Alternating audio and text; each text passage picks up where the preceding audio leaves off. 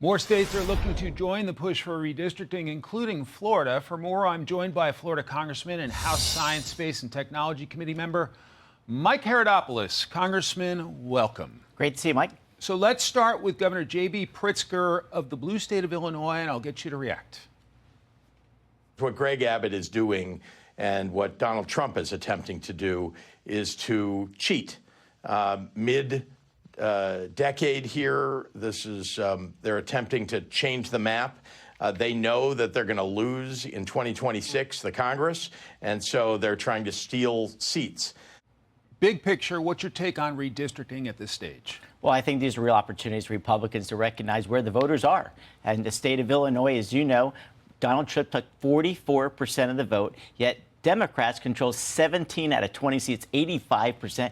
In Massachusetts, they control all 9. In California, you've seen those malapportioned seats. They tried to do it in New York. It's politics. And the Democrats historically have been better at it than the Republicans. And Republicans just say, you know what? If you're going to play that game, we're going to play that game. And we're going to make it where the seats are truly representative of the state they live in. All right, well, let's talk about the great state of Florida. Your Florida speaker saying about this, quote, "It is important to acknowledge that while this may be an opportunity, it's not an expected one, and we do not have the capacity to engage in the full redistricting process experienced during the 2020 to 2022 term.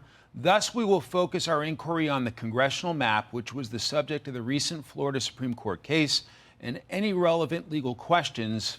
How does Florida play out?"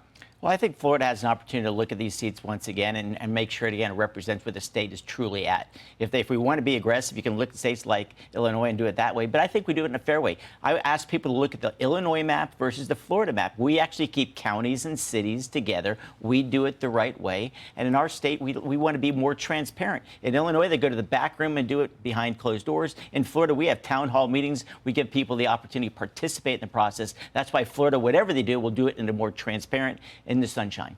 All right. To a critical topic for your district, Acting NASA Administrator Sean Duffy set a goal for putting a nuclear reactor on the moon by 2030. A new space race is underway. I asked your colleague Jay Obernolte about that. Let's play it. I'll get you to react. Well, it is very critical, and not just for the geopolitical competitive reasons, but also for the reasons of basic science. The competition that you're referring to refers to a agreement that was made back in May between Russia and China to deploy a nuclear reactor on the moon. I think it makes perfect sense for us to be first doing that. Must we be first to get back to the moon? I think we must. I think this is a new space race. Fortunately, we won the first one against the Soviets many years ago, but the Chinese don't play by the rules. As you know, they steal technology. They're doing all types of nefarious things that we saw during COVID and afterwards.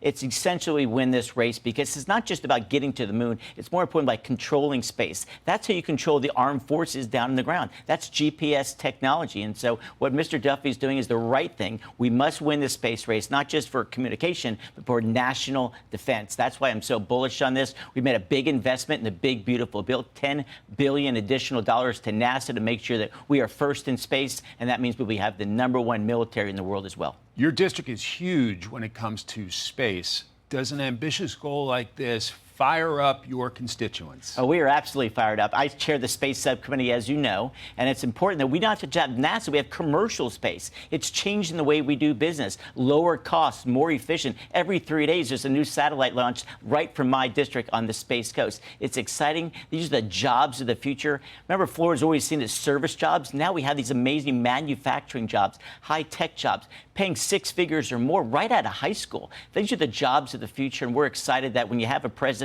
who loves space. Remember, the president created the Space Force. Yeah. We have a person like Mr. Duffy who understands not just transportation, but also how Congress works. We're going to get this done to move our nation forward and make sure we beat the Chinese, the communists in space, so we dominate space. Have you seen a morale change from the Biden era when it comes to NASA to now the new Trump era? I think people are really excited about it. They literally look up in the sky and see rockets going off. Remember, a few years ago, we'd rely on the Russians to get into space. It's crazy. We changed the dynamic in a radical, positive way. Elon Musk, others, Jeff Bezos, Blue Origin, SpaceX, and others, they're making America the place to launch rockets, but more importantly, to lead the technological revolution that is the future, not of America, but the world. Exciting times for an old space geek like me. Congressman Mike Haridopolos, great to see you. Thanks so much. Always great to see you, Mike. Thank you. I'm Steve Doocy. I'm Brian Kilmeade. And I'm Ainsley Earhart. And click here to subscribe to the Fox News YouTube page to catch our hottest interviews and most compelling analysis.